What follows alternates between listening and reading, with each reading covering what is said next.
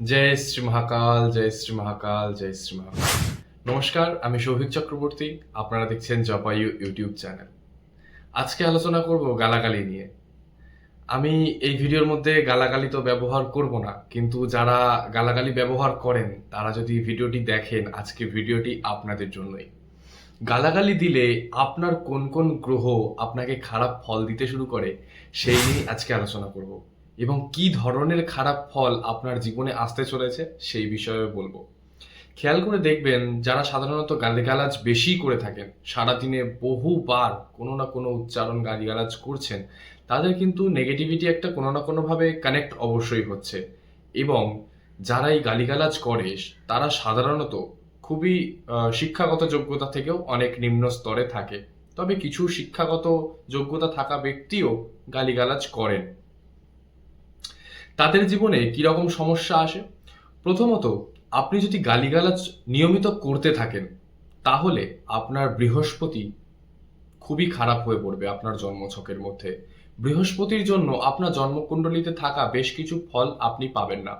বিশেষ করে বৃহস্পতি হচ্ছে অ্যাডজাস্টমেন্টের কারক গ্রহ। আপনি যখনই অতিরিক্ত গালিগালাজ করতে শুরু করবেন এবং আপনার বৃহস্পতি সেই কারণে খারাপ হবে, তখন আপনার বিভিন্ন মানুষের সাথে অ্যাডজাস্টমেন্ট হতে বিভিন্ন রকমভাবে সমস্যা তৈরি হবে, এবং আপনার জীবনে অর্থনৈতিক বিভিন্ন সংকটও তৈরি হতে শুরু করবে। এছাড়াও আর কোন কোন গ্রহ খারাপ হতে পারে?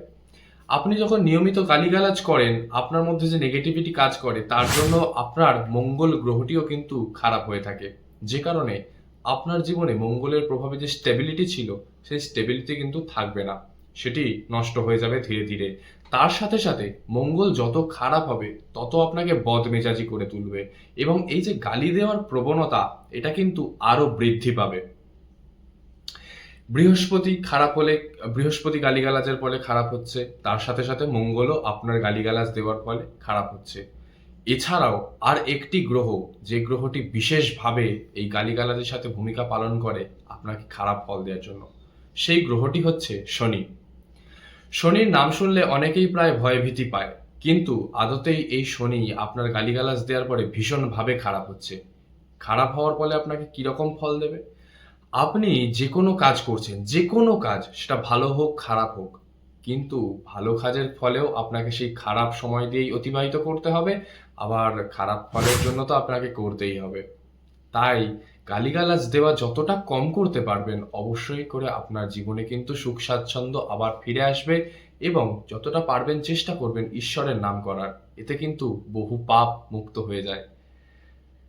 আজকের ভিডিও এই পর্যন্তই। ভিডিওটি ভালো লাগলে অবশ্যই একটি লাইক করবেন এবং চ্যানেলটিকে সাবস্ক্রাইব করে রাখবেন পরবর্তী জ্যোতিষ সংক্রান্ত ভিডিওর জন্য। আজকের ভিডিও এই পর্যন্তই। নমস্কার, জয় শ্রী মহাকাল।